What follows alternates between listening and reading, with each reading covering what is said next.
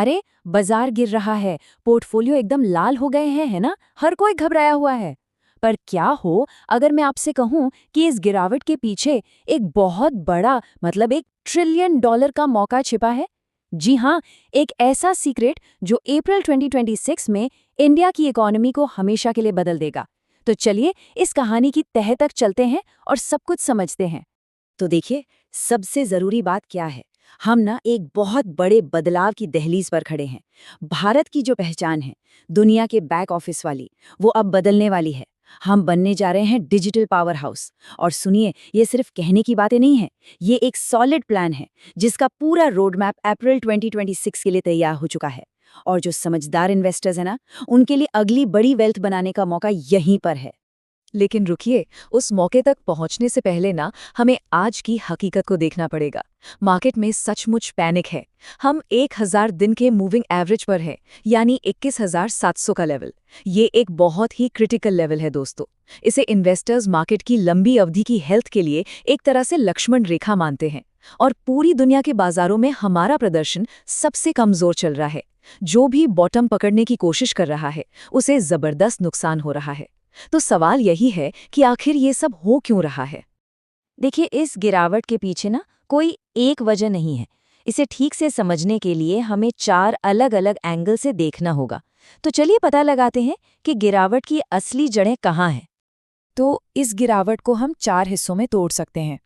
कुछ global temporary वजह हैं, कुछ डोमेस्टिक। लेकिन सच बताऊं तो इनमें से 3 वजहें वो बस शोर हैं, नॉइज है। असली कहानी तो चौथे पॉइंट में छिपी है, एक बहुत बड़ा ग्लोबल स्ट्रक्चरल शिफ्ट। और वो क्या है? वो है एआई रेवोल्यूशन में हमारा पिछड़ जाना। और यहीं से हमारी सबसे बड़ी चुनौती शुरू होती है। और ये जो आप देख रहे हैं, ये एकदम साफ साफ बता रहा है कि असली प्रॉब्लम है कहाँ। इंडिया एआई की वैल्यू चेन में टियर 3 पर आता है। इसका मतलब क्या हुआ? मतलब ये कि हम टेक्नोलॉजी बना नहीं रहे, बस उसे इस्तेमाल कर रहे हैं। और जो असली मलाई है, जो असली पैसा है, वो बनाने वालों से हम कोसों दूर हैं। असली पैसा तो हार्डवेयर और क्रिएशन में है, जहां ताइवान और कोरिया जैसे देश बाजी मार रहे हैं। और बस इसी वजह से जो एफआईआईज हैं, यानी फॉरेन इन्वेस्टर्स, वो अपना पैसा इंडिया से निकालकर उन देशों में डाल रहे हैं। अच्छा, एक मिनट। अगर आपको ये डीप डाइव एनालिसिस मददगार लग रहा है तो फटाफट हमारे चैनल विश 100 करोड़ को लाइक, शेयर और सब्सक्राइब कर लीजिए। और हाँ, अगर सीखने और मार्केट के क्विक अपडेट्स के लिए सीधे हमसे जुड़ना चाहते हैं तो हमारा व्हाट्सएप ग्रुप जरूर ज्वाइन करें। लिंक आपको हमारे चैनल पेज पर ही मिल जाएगा। ठीक है, तो प्रॉब्लम तो हमने समझ ली, लेकिन अब आता है कहानी का सबसे एक्साइटिंग पार्ट, सॉल्यूशन। सरकार का वो 2026 का प्लान जो गेम को पूरी तरह से पलट देगा। ये रहा असली गेम चेंजर, अप्रैल 2026 का बजट।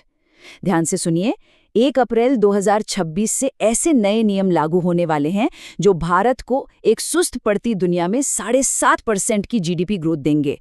ये फॉरेन इन्वेस्टमेंट के लिए वो दरवाजे खोल देगा जो आज तक कभी नहीं खुले। ये समझ लीजिए कि भारत की एक नई इकोनॉमिक कहानी लिखी जाने वाली है। अब इस प्लान का पहला पिलर क्या है? Data centres. इसको एक नया गोल्ड रश ही समझिए। सरकार ग्लोबल कंपनियों को 2047 तक टैक्स में छूट दे रही है, बस इसलिए कि वो इंडिया में अपने डेटा सेंटर लगाएं। मकसद क्या है? इंडिया को दुनिया का एआई ब्रेन बनाना। और इसका सीधा सीधा मतलब क्या होगा? पावर, हार्डवेयर और रियल एस्टेट सेक्टर में एक जबरदस्त बूम। दूसरा पिलर है मैन्युफैक्चरिंग को सुपरचार्ज करना। एक्सपोर्ट अप्रूवल की स्पीड डबल कर दी गई है। हाईटेक मशीनरी को बिना किसी टैक्स के इंपोर्ट करने की इजाज़त दी जा रही है। ये सब क्यों हो रहा है?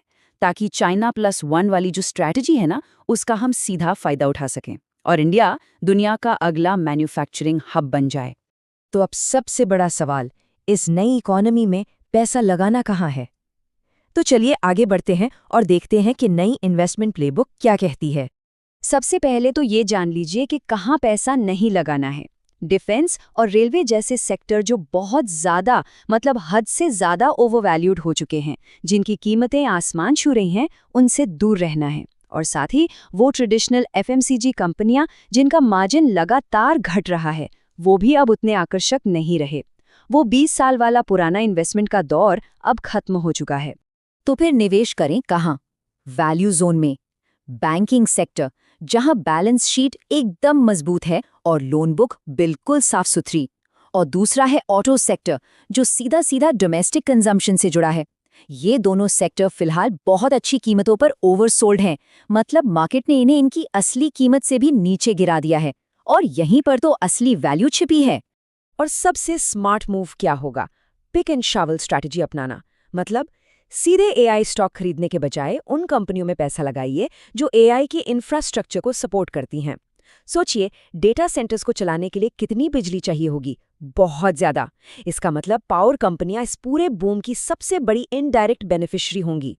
तो वेल्थ क्रिएशन का नया फॉर्मूला क्या बनता है? ये 3 पिलर्स पर टिका है: मैक्रो क्लैरिटी, डोमेस्टिक लिक्विडिटी और वैल्यूएशन रीसेट। और ये फॉर्मूला अगले 3 से 4 सालों में 14 से 18% का CAGR दे सकता है। जी हाँ, मतलब आपके इन्वेस्टमेंट पर हर साल औसतन 14 से 18% की ग्रोथ।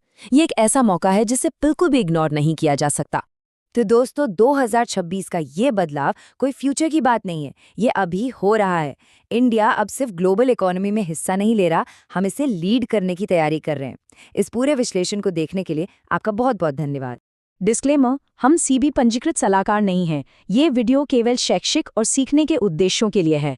कोई भी वित्तीय निर्णय लेने से पहले कृपया अपना स्वयं का शोध करें या अपने स्वयं के वित्तीय सलाहकार से परामर्श करें।